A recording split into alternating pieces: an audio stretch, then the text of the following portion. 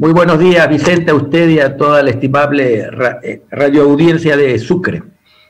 Ahora sí, lo tenemos ya listecito aquí, mi querido doctor. Se nos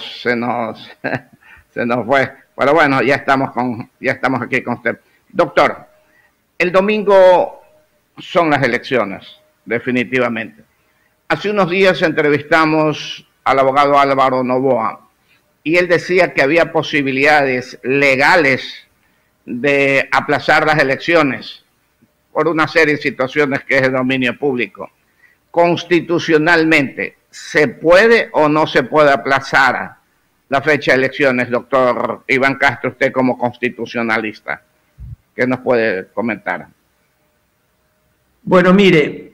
en la actualidad, como todos conocemos, está un proceso en marcha, y no solamente en marcha, sino que está a punto de culminar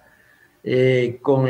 por lo menos lo que eventualmente podría ser la primera vuelta electoral el próximo domingo 7 de febrero.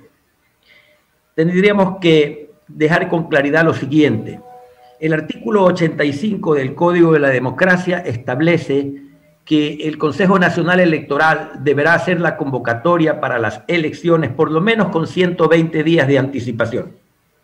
y que en la convocatoria deberá determinarse algunos aspectos, no solamente el día de la convocatoria, sino también cuáles son las dignidades a elegirse.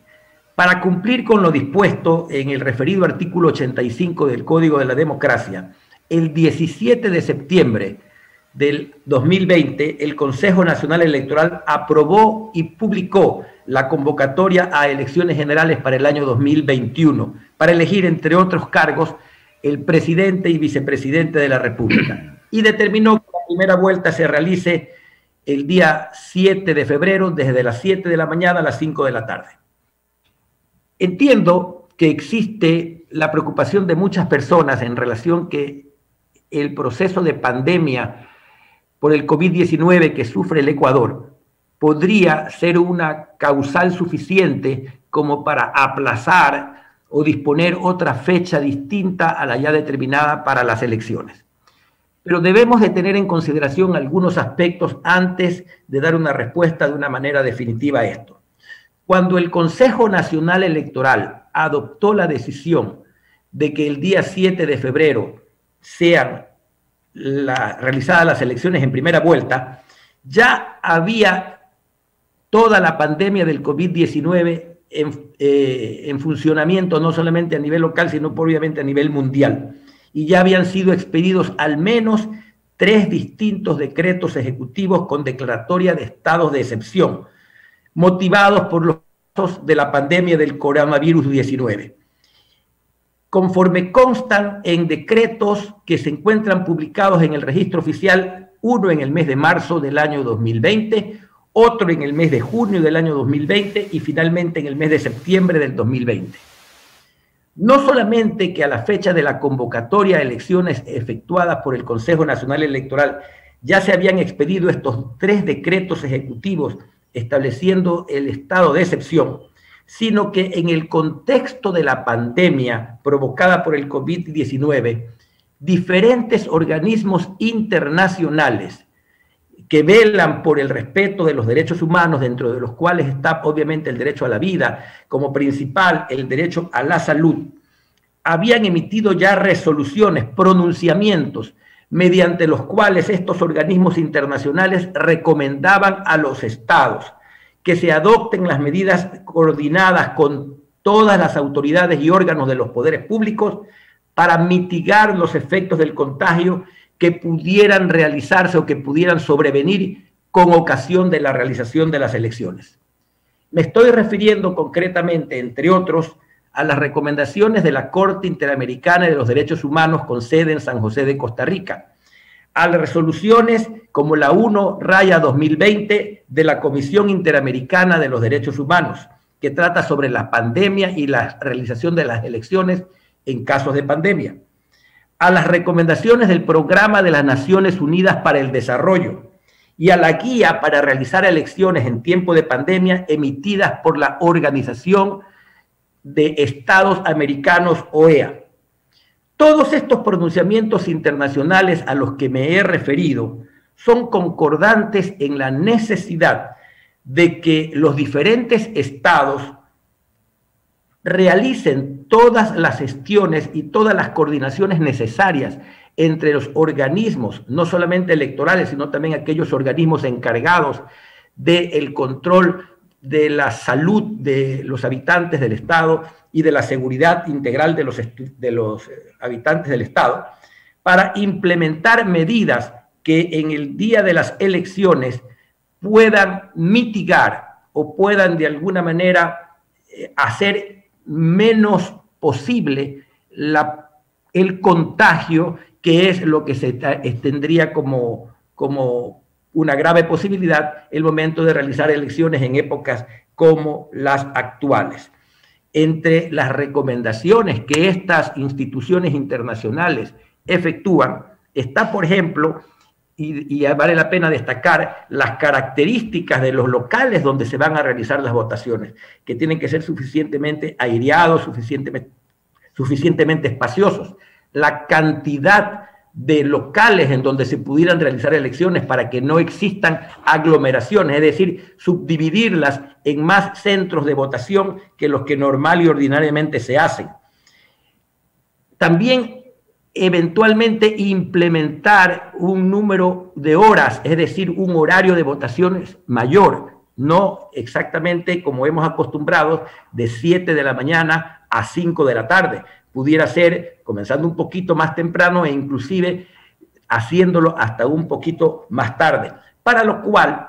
existen inclusive en nuestra legislación posibilidades de que efectivamente así se lo realice. Por ejemplo, el artículo 50 del Código de la Democracia establece en forma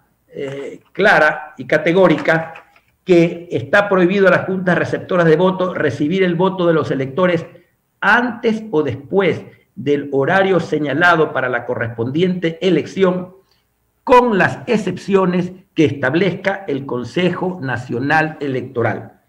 Excepciones que sí se han establecido tradicionalmente en el Ecuador y que absolutamente no han impedido que se realicen las elecciones o que se pueda establecer alguna causal de nulidad de las elecciones. Así, por ejemplo, las personas que están detenidas en los centros de prisión que tiene el Estado ecuatoriano y que no exista en contra de ellas una sentencia definitiva y que en consecuencia no hayan sido privados de sus derechos políticos, pueden ejercer el derecho al sufragio y 72 horas antes de la realización de las elecciones. Y efectivamente así se lo ha venido realizando. Los ecuatorianos residentes en el extranjero pueden también hacer una votación por correspondencia y tienen un horario distinto de votación. Esto es perfectamente permitido de conformidad con las normas que rigen la realización de los procesos electorales y debería de haber sido determinado por el Consejo Nacional Electoral, tanto más que son funciones del Consejo Nacional Electoral reglamentar la normativa legal sobre los asuntos de su competencia. De tal manera que, en mi concepto, es, desde el punto de vista legal, suficientemente competente el Consejo Nacional Electoral para tener de algunas posibilidades de carácter legal que le permitan mitigar los efectos de la pandemia en los procesos electorales y que en consecuencia hagan que estos procesos se realicen sin mayores posibilidades de contagio a la población. No veo una posibilidad inmediata de que se puedan suspender las elecciones, tal como es su pregunta, porque eso implicaría una nueva convocatoria, salvo que se puedan utilizar el mecanismo establecido en el artículo 117 de la Constitución de la República, que requiere de un pronunciamiento previo de la Corte Constitucional. ¿Qué dice el artículo 117 de la Constitución de la República? En caso de que la declaratoria de inconstitucionalidad de una disposición afecte el normal desarrollo del proceso electoral,